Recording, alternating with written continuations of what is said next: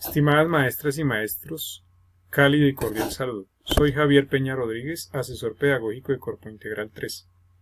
En esta ocasión quiero compartir con cada uno de ustedes 9 principios didácticos para promover un acompañamiento pedagógico saludable en la formación virtual. Dichos principios nacen de una necesidad sentida por la comunidad de docentes que es sintetizado en la siguiente premisa. A propósito de la migración de la pedagogía presencial a la modalidad virtual. El cambio acelerado, si no se sabe interpretar, puede convertirse en una enfermedad. Por lo tanto, estos 9 principios buscan o procuran el cuidado y salud mental, física y emocional, tanto de docentes como de estudiantes. Más que una caja de recetas o fórmulas mágicas, son una actitud frente al proceso de enseñanza y aprendizaje. Veamos cada uno de ellos. El primer principio, principio de finalidad formativa. Ser humano es rebelarse contra aquello que no tiene sentido. Todo maestro tiene un deber ético antes de iniciar un proceso formativo. Pensar el sentido de lo que enseñamos y aprenden nuestros estudiantes.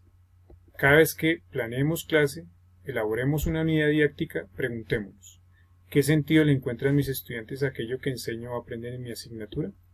Esta guía, taller, ejercicio, tarea, pregunta, cuestionario, video, ¿como para qué? ¿Tiene horizonte?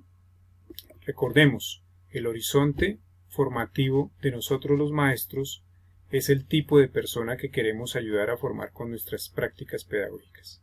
¿Qué tipo de persona queremos ayudar a formar con las tareas que ponemos en clase? Segundo, principio de confianza. Implica aprender a vernos y ver al otro como potencia, no como carencia. El principio de confianza nos remite a ethos, en griego ethos, ética, es morada, es lugar de cuidado, de prevención y de protección. Así que el aula de clase debe guiarse por el principio del cuidado, y el principio del cuidado promueve un ambiente vital de aprendizaje. Cuidado es mirada serena, escucha activa, presencia sin ego, delicadeza en el trato, acogida, prevención, protección, palabra oportuna, silencio fecundo. En estos momentos de migración acelerada de lo presencial a lo virtual, deberíamos preguntarnos, ¿estoy cuidando de mí? En este momento vivencio relaciones de cuidado con mis estudiantes. ¿O nos cuidamos o perecemos? Tercero, principio de discernimiento. Quien no discierne lo esencial, educa en lo accesorio. Discernir en su origen, en su etimología, significa saber escoger para saber decidir. En cada momento del proceso de formación, lo que es esencial, enseñar, aprender y desaprender, para no llenarnos de trabajo inútil y superficial. Cuarto, principio de flexibilidad. Cuando pienso en la flexibilidad como principio de vida, me remito a la imagen del bambú. Hay que aprender del bambú. Tiene 3 características. El bambú es flexible, se dobla, pero no se rompe. Después vuelve a su estado inicial. Segunda característica, ser resistentes, ser firmes. Carácter en griego significa firmeza en lo esencial. Cada vez que un maestro entra a clase, independientemente de la modalidad, debe preguntarse qué es esencial, qué es lo no negociable, y mantenerse firme en lo que es esencial. Y la tercera característica del bambú es que es vacío. Un maestro debe ser vacío. ¿Qué es eso? Presencia sin ego. Cuando uno no tiene ego, se puede dejar habitar por la palabra, la mirada y la inquietud que trae el otro. El principio de flexibilidad nos lleva a una actitud de apertura serena frente a cualquier cambio que emerja en las condiciones del contexto de la práctica pedagógica. Nos pueden llegar a movernos en un tema, en un recurso, en una estrategia, en un método. Hay que ser flexibles. Una mente rígida se enferma y enferma a los demás. Y tenemos que aprender a simplificar sin ser superficiales. Recordemos, cada vez que entremos al aula, el contexto genera el texto. Es el contexto el que genera el tipo de guía, el contexto genera el recurso, el contexto genera el método. Quinto, principio de equilibrio. quien no equilibra se enferma y enferma. Equilibrar la práctica pedagógica es dosificar y regular de manera armónica 4 elementos: el tiempo, el recurso, el espacio y el método para la realización de las diferentes actividades académicas. Pensar en el equilibrio es racionalizar las cosas. Cuando uno no equilibra, se enferma. Por lo tanto, el equilibrio invita al cuidado armónico de todas las dimensiones. No dejemos que las plataformas nos conecten tanto tiempo que descuidemos el sueño, el descanso, la alimentación, la respiración, la contemplación. Cada vez que hagamos clase, recordemos las 4 P's. Planee, priorice, precise y profundice, para no saturar, para no confundir. Que el trabajo no absorba nuestra vida. Tenemos que procurar que el trabajo académico y pedagógico esté en función de una vida plena y digna. Sexto principio, principio de pertinencia. Si se contextualiza el saber, se potencia el pensamiento. El principio de pertinencia se vive en el aula cuando uno adecúa como maestro o ajusta convenientemente cada actividad académica según la lectura del contexto de nuestra práctica pedagógica, según el tipo de estudiante, según el curso, según los grados. Hay que adecuar convenientemente los recursos y la actividad. Debemos hacernos esta pregunta: ¿a qué intereses, necesidades, preguntas o problemas responde el contenido del programa de mi asignatura? ¿Es pertinente o no es pertinente? Esta caricatura que nos regala Quino, que expone Quino en la voz de Mafalda, nos invita a enseñar cosas realmente importantes. Es posible que la pereza, la desmotivación, el desinterés responda a que no somos pertinentes en nuestra clase. Séptimo principio, metodológico. Pasión sin método no funciona. ¿Qué es importante enseñarle al estudiante cuando estamos en la modalidad virtual?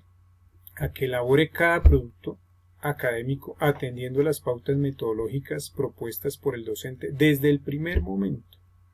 Que tenga atención y prevención para no cometer errores en el fondo y en la forma. Que envíe los trabajos conforme a las condiciones metodológicas propuestas por el docente. Y que adquiera una pedagogía del error, es decir, que tome los errores como elementos de enseñanza y aprendizaje para no volverlos a cometer. Se trata de optimizar energía entre todos. Cuando un estudiante tiene método, donde pone su atención, enfoca su energía y desde ahí camina de manera firme o progresiva hacia el objetivo de aprendizaje. Porque quien no tiene método o quien no sabe para dónde va, cualquier camino le sirve o llega a donde menos quiere. Octavo, principio de honestidad intelectual. Nos invita a tener el valor de pensar por nosotros mismos, de usar al máximo nuestra inteligencia y nuestras capacidades. Es tener genuino pensamiento frente a cada actividad académica propuesta. Tenemos que enseñar y aprender junto con nuestros estudiantes a pensar por nosotros mismos, a evitar el plagio, a evitar cortar y pegar. Y si todos elaboramos un producto académico y recurrimos a otras fuentes para su elaboración, debemos tener el cuidado y la honestidad intelectual de citar las fuentes apropiadamente. La invitación que nos hace Daniel Casani es a ser prosumidores, es decir, a pasar de ser consumidores de información a ser sujetos productores de conocimiento, a ser sujetos críticos que por lo menos se atreven a sospechar de la validez y confiabilidad de las fuentes que circulan en la cultura. Por último, noveno principio, principio de economía del lenguaje. La palabra oral y escrita es el sedazo de nuestro pensamiento. Escribir es pensar, hablar es pensar. No se escribe y se habla porque sí, se habla y se escribe desde el sedazo del pensamiento. El principio de economía del lenguaje se vive en lo virtual o en lo presencial cuando cada maestro hace uso conciso del lenguaje verbal y escrito para responder pertinentemente a cada actividad académica. No más, no menos. Hay que enseñarle esto a los estudiantes, a que utilicen el lenguaje oral y escrito de forma concisa, para que no saturen al profesor, para que no lo agoten, para que respondan a lo que se les pide, no más, no menos. Es guiarnos por la filosofía, menos es más. cuando hagamos un instructivo de manera virtual, un correo, hagámonos estas preguntas como maestros. ¿Qué quiero decir? ¿Cuál es la mejor forma de decirlo? ¿Y con qué intención lo quiero decir? Y releer el mensaje para garantizar la comprensión de nuestros estudiantes.